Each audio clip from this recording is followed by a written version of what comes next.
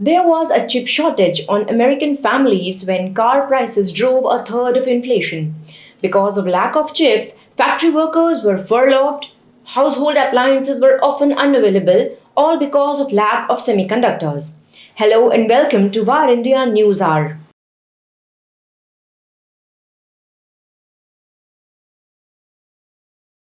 The US is geared up for the production of semiconductors.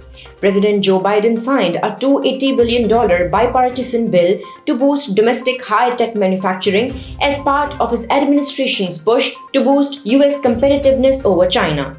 Taiwan Semiconductor Manufacturing Company Limited has already announced its plans to set up a single factory in Arizona to open in 2024.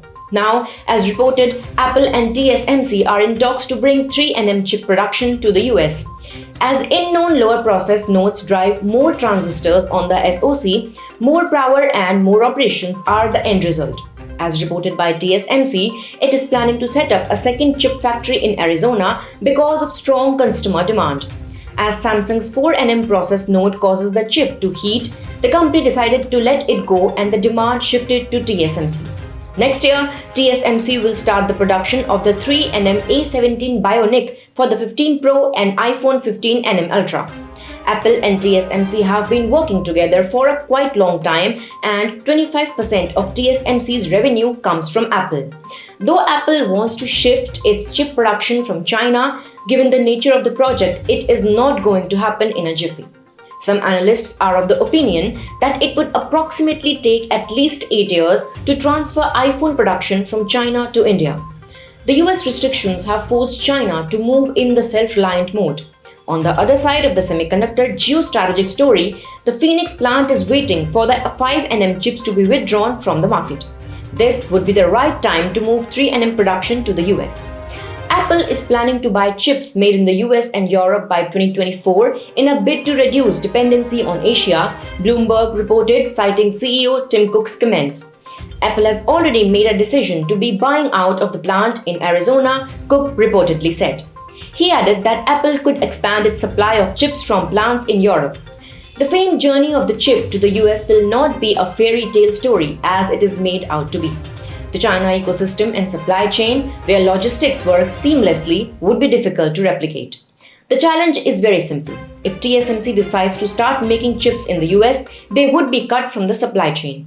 As being talked about, the Arizona factory could open for business in 2025. Apple and other companies will have to move on to 2nm chips by that time. As per the current calculations, iPhone 17 will use this process node. If Apple will still differentiate the chips used in non-Pro and Pro models, then by 2025, the iPhone 17 models might use chips made in the US. Let us now look into today's headlines in War India. Firms can face up to Rs 200 crore penalty for not safeguarding from data breaches. Under the revamped version of the data protection bill, companies that fail to take reasonable safeguards to prevent data breaches could end up facing penalties as high as around Rs 200 crores. Penalties are expected to vary on the basis of the nature of non-compliance by data entities that handle and process personal data of individuals. In the previous version of the bill, the penalty proposed on a company for violation of the law was Rs 15 crore or 4% of its annual turnover, whichever is higher. SEBI to introduce cybersecurity framework for stockbrokers. The Securities and Exchange Board of India is planning to come out with a cybersecurity framework for stockbrokers to help in reducing the impact of potential risks by cyber fraud, data leaks, and hacking of trading accounts. The framework would include measures, tools, and processes that are intended to prevent cyber attacks and improve cyber resilience. India to get its biggest iPhone manufacturing unit in Bengaluru.